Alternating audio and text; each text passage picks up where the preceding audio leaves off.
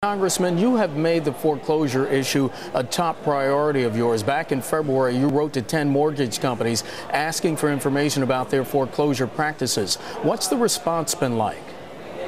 Well, we've gotten responses from some of them, and others have said basically, and then we've gotten hardly any response from a few.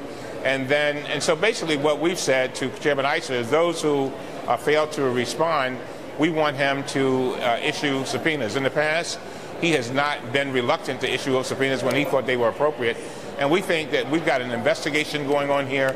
These are banks that have admitted that they have done some things that were improper, and in my mind, in some instances, illegal.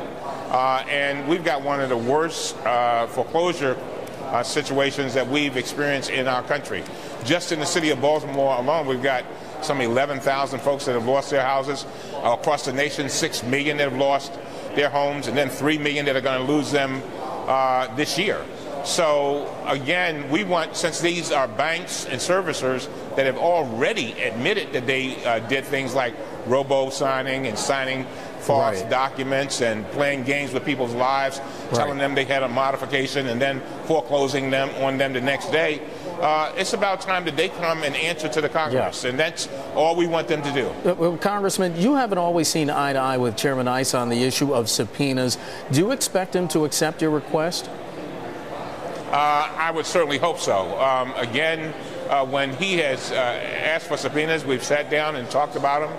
Most of them I had concerns with, but he has always said that he was doing what he had to do. And one of the things that he makes a big deal of is that when he cannot get the information that he wants, he believes that the subpoena is the appropriate way. You just said, and I'm glad you mentioned it, that we sent our letters out in February.